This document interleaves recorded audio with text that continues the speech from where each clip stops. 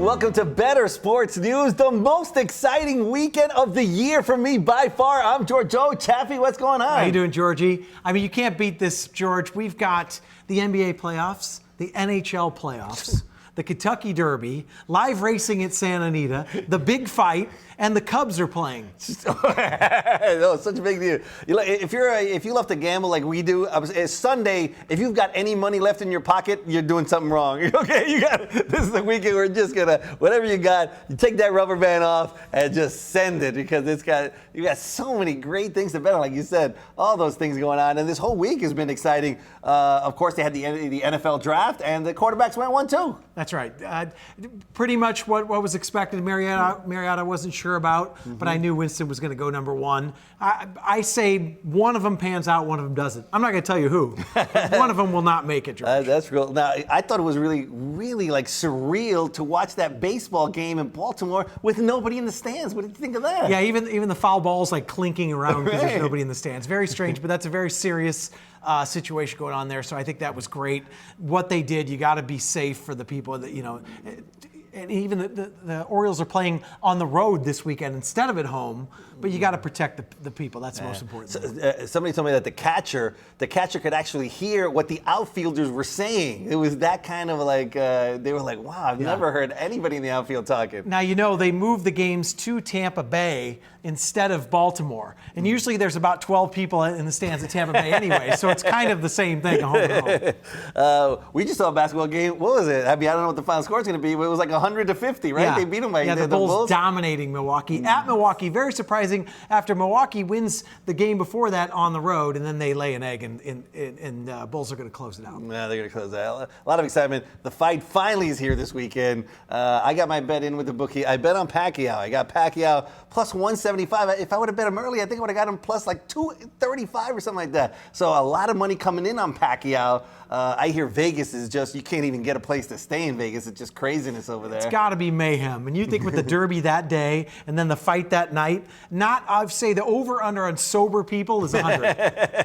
It's going to be crazy. But the over-under on people having a great, great time is going to be right here at Santa Anita. The biggest Kentucky Derby party west of Kentucky is going to be right here. So many exciting things going on, not to mention an exciting live card. Plus, when you're here at Santa Anita, you can enjoy all the amenities here and bet the Derby. We're opening up really early. I think we're opening up at 7 in the morning, so you can get all the Kentucky Derby races, plus all of our races. We have an early post as well, so it's just an exciting time to be right here. If you can't make it to Kentucky Derby or to Vegas, you got to be here at Santa Anita. I can't wait, George. It's going to be nonstop. It's going to be a long day for us getting here early, but that's the way we like it. So let's dig in. Let's do the Santa Anita pick 5, and then we'll make a little seed money for the late pick 4 at Churchill. What do you think? All right, before we get into the races, we're going to kick it to Fenix because Fenix has got a special new segment. It's Fun Facts with Fenix. Let's see what Fenix has for us right here in this Fun Facts with Fenix segment. Say that 5 times. Hey guys, welcome to Fun Facts with Fenix. Today's fun fact is going to be a little 411 on thoroughbreds. Now, if you're a regular at the track, you probably know this information, but a lot of terminology gets thrown around and not everyone knows what thoroughbreds are. So, thoroughbreds, properly known as the English running horse, are the kings of horse racing. They can run for up to a little under 40 miles per hour. They are extremely athletic, very energetic, so sometimes they don't get along with each other and they have to choose different barns for them. The first American thoroughbred was Bull Rock, imported in 1730. Thoroughbreds are also used as jumping horses, and the record was 8 feet and 1 inch, and that was by Houso in 1949. All thoroughbred birthdays are recorded on January 1st to give the babies enough time to grow before their racing career starts. Now that is my 411, a little more than I expected, but thoroughbreds are beautiful, and when you see them run, you can feel them just going around the track. They are beautiful animals. And now here is a little clip from Canterbury, Australia. It was a full moon there. Check it out. A weekend to finish back at the rear of the field. Defender Tommy Berry clinging on from Miss Real, who was able to pull the margin back to about a head on the post, but Defender has prevailed with Modesty in the third position. All right, well, full moon out there. Speaking of Moon River, Moon River. sing us a song, George. That was great. And you see, I didn't know Bully Rock was the first thoroughbred in the United States. I know that all thoroughbreds are traced back to, I think, three thoroughbreds in the 1600s. The Bailey Turk, the Darley Arabian, and the Godolphin Arabian. All thoroughbreds ever to run can be traced back to those three. But I guess Bully Rock, the very first one ever here in the United States, right? Fun facts with Phoenix and George. I have no idea what to add to that. Fun and facts all over the place. But now we're going to get into the fun that we love right here at Santa Anita. We're going to start with the Pig 5 at Santa Anita, which is our favorite bet by far. And then we're going to get into the Kentucky Derby. They have a late pick 4 there that's guaranteed to pay a ton of money. And we're going to thoroughly go through every horse in the Kentucky Derby. But let's start it off right here at Santa Anita. The early pick 5. How do you see race number 1? Race 1, I'm going to start right off with a single here, George. Oh, I'm a single. singling the Deuce Magna Warrior. 5 for 10 lifetime at Santa Anita. Starter allowance fits here well. The red hot Tyler Bays aboard. We're going to start off with a single. All right, I'm singling the next race. I'm using a couple of horses here. My top pick in the race is My Slew. I think My Slew just got claimed by Mark Glatt. It's definitely going to run really well. 5 furlongs. I think it's right up this horse's alley. Edwin Maldonado loves to go to the lead. So my top pick actually is My Slew at a price. I'm going to use 3 horses in this race. My Slew, of course, Magna Warrior. And I also like Memphis. I think Memphis has got some class and certainly could do well in this spot. So I like the 3 of them. Memphis, I think, is going to go to the lead, and it's going to be tough to catch. So I'm going to use 1, 2, 4 in race number 1 and maybe bet the 1 My Slew to win a little bit. All right, race number 2. Okay, so you said you're singling the second leg, right? Yes. I am singling again. I'm assuming we're both singling Miss Boom Boom, the 4? Oh my goodness, no, we're not. Okay, so one of us is going to be out One here. of us is going to be out. I love it. Okay, I'm going to single the 4, Miss Boom Boom. 3rd off the lay of short layoff, coming back out of a grade 3. King Jerry, Nakatani, 2-1. I'll take the single there. I can't wait to see who you picked. Oh my goodness! All right, well, I got my glasses on because I'm at that age where you're almost there. You're at the line. You didn't cross it yet. Trust me, I use it. All right, I'm singling Huggin' a Kiss. Huggin' a Kiss has got some great thoroughgraph numbers. He's been running a little bit longer than this, his last race, and he's run some grade 3s out there in France. And I think that this horse, Simon Callahan, he bobbled. He had a couple excuses the first two races here in the United States. His 3rd race, I think, was just a little bit too long. I think Huggin' a Kiss is just going to explode down the stretch and catch all these guys. I really like Huggin' a Kiss a lot. I'm singling him, and one of us is going to be out, and the other one's going to keep on moving. All right, gentleman's bet. $1 matchup. Whoever's match horse beats rate. the All right, other. cool. I love it. All right, I got Huggin' a Kiss. Sorry about that. On to race 3. Race 3, I'm going to hit the Chappie button. I'm going to go all here. I'm single, all in the 3rd. I think this is a wide open race. I'm going to try to get a little bit of price here. I'm hitting the all button. I'm not. My ticket's going to be cheap. It's going to be $62.50. It's not going to be that much. And I'm using 3 horses here. I'm using the 1, the 2, and the 6. I think that's going to cover it. I mean, I think the other ones are really up against it. So 1, 2, 6 for me in race 3. Okay, race 4, Georgie, the maiden 20s. I couldn't make heads or tails of this group. I'm going to hit the all button again. Hopefully get a price here. I'm going to assume there's going to be 12 horses in this field. That's what I'm going by for the structure of the ticket. So I'm going to have back-to-back all races here. All button for me.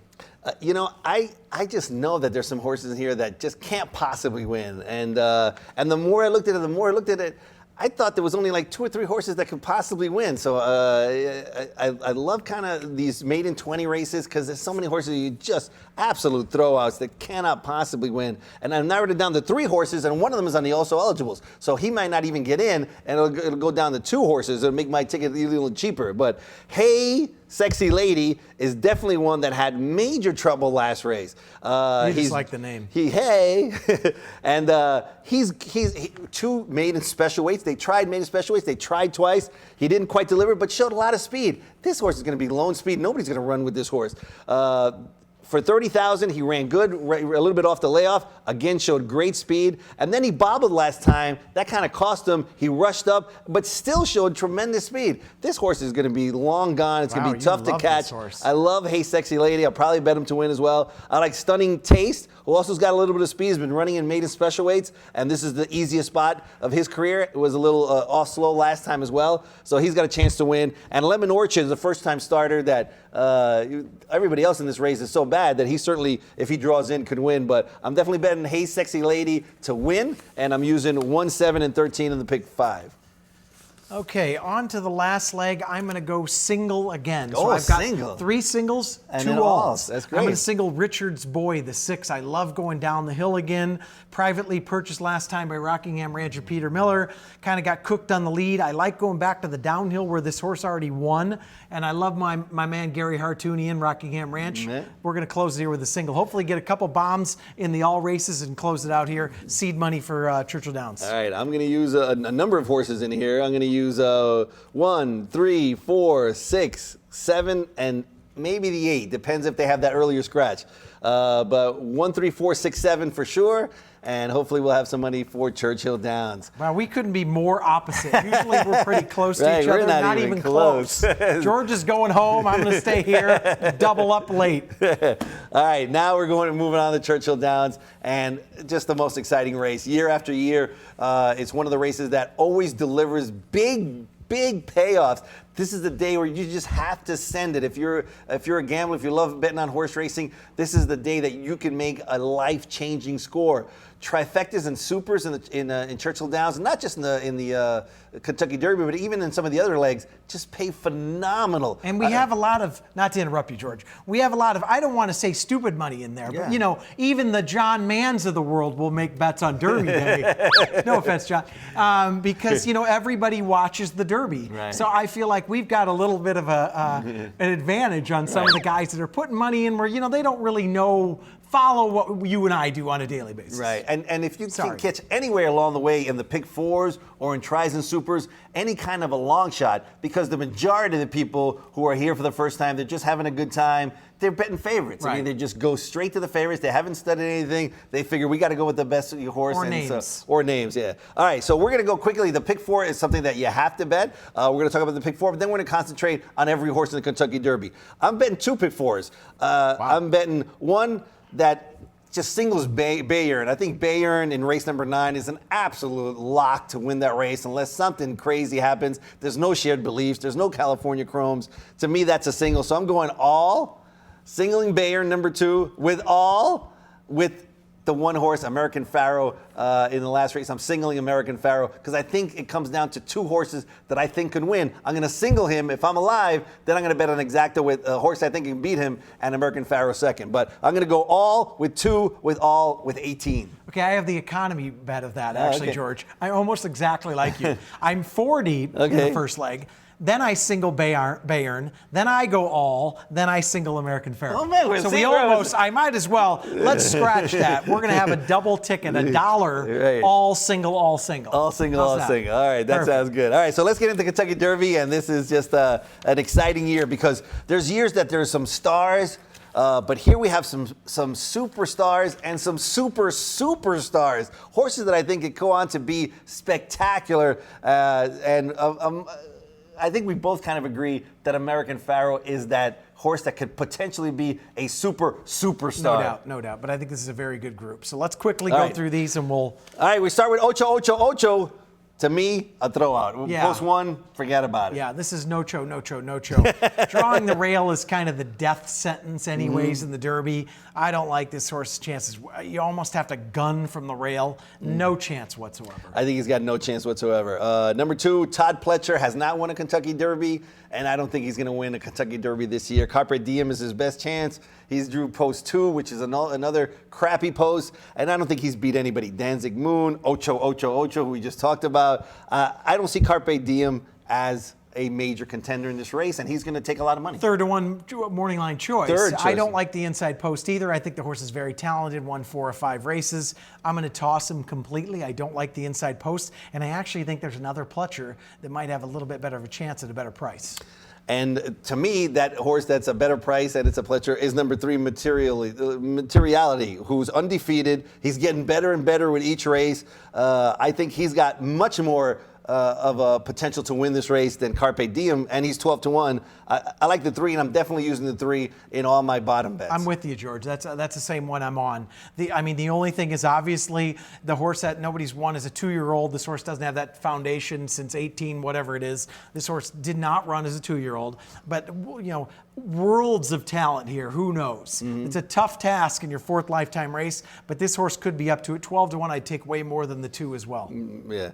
All right, so number 4 is my horse, Tensador, that I'm using in every spot underneath. I'm using him for second, for third, fourth, fifth. I'm trying to put him everywhere.